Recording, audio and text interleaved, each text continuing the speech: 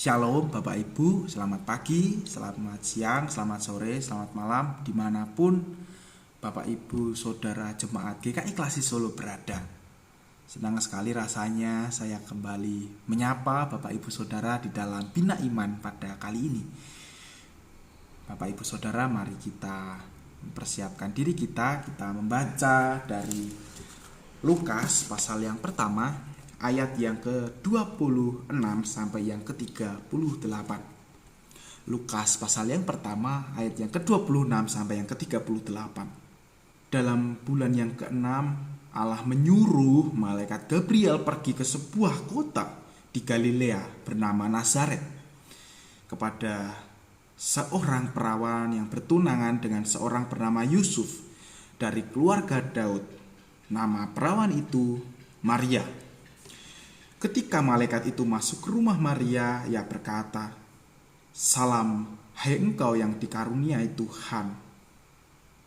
Salam, hai engkau yang dikaruniai, Tuhan menyertai engkau." Maria terkejut mendengar perkataan itu, lalu bertanya di dalam hatinya, "Apakah arti salam itu?"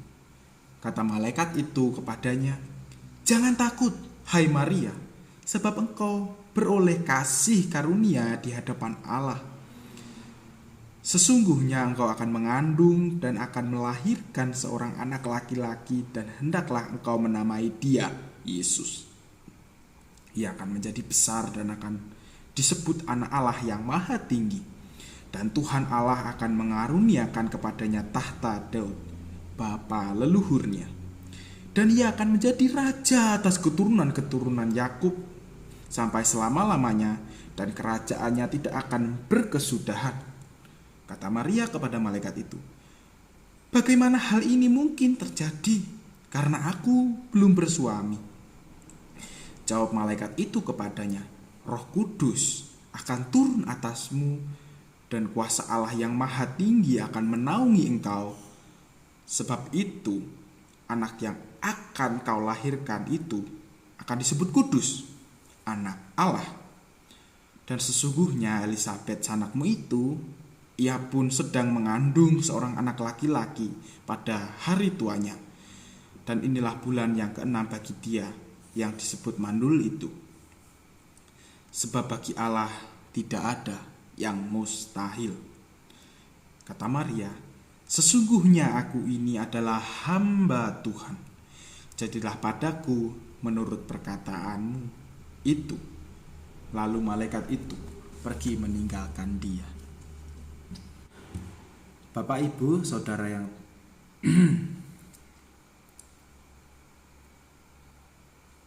Bapak Ibu Saudara yang terkasih di dalam Tuhan Yesus Kristus, bacaan ini mungkin sudah sering jadi bahan refleksi kita ketika masa-masa sebelum Natal Namun di sini saya mengajak Bapak Ibu untuk kembali merefleksikan bacaan kita pada kali ini.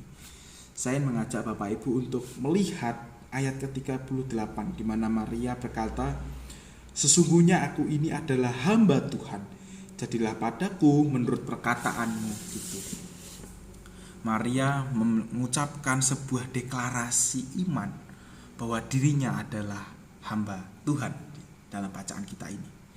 Nah Bapak Ibu, konsep mengenai hamba ini sebenarnya sudah menjadi konsep yang cukup familiar di dalam kehidupan berimanan kita sebagai orang Kristen. Seringkali kan orang Kristen menyatakan, "Saya ini ingin menjadi hamba Tuhan. Saya ini mau menjadi pelayan Tuhan." Namun apakah kita sebagai orang Kristen sudah menyadari bagaimanakah hidup menjadi pelayan Tuhan menjadi hamba Tuhan Karena seringkali banyak sekali bayangan bahwa menjadi hamba Tuhan itu pasti hidupnya enak karena sudah menjadi hamba Tuhan. Menjadi hamba Tuhan pasti hidupnya akan baik-baik saja dan lain sebagainya. Tapi tunggu dulu, kita akan melihat bacaan kita. Di dalam bacaan kita, Maria ketika ia diberikan tanggung jawab yang cukup besar oleh Tuhan untuk menjadi ibu bagi Tuhan Yesus, ibu bagi juru selamat, justru mengalami pergumulan yang luar biasa.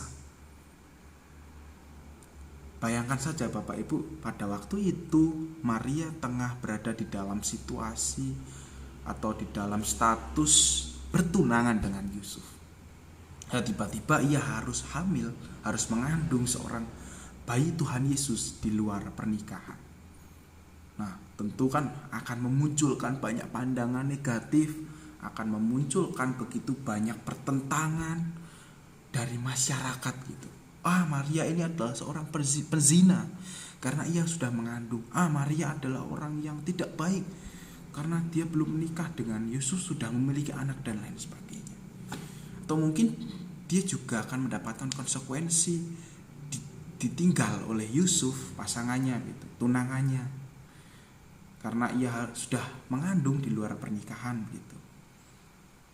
Selain itu, Maria juga harus mengorbankan berbagai macam hal di dalam dirinya. Mungkin mulai dari waktunya untuk mengandung, melahirkan dan membesarkan bayi Tuhan Yesus, kemudian memberikan tenaganya, memberikan pikirannya, memberikan rahimnya untuk menjadi saluran kelahiran Tuhan Yesus. Jadi suatu hal yang sulit dialami oleh Maria gitu. Dari bacaan ini Bapak Ibu kita belajar bahwa menjadi hamba adalah mau merendahkan diri, mau mengesampingkan ego, mau menyingkirkan prioritas-prioritas yang kita miliki, dan siap menerima segala resiko dan konsekuensi di dalam kehidupan kita. Untuk itu Bapak Ibu, siapkah untuk menjadi hamba Tuhan?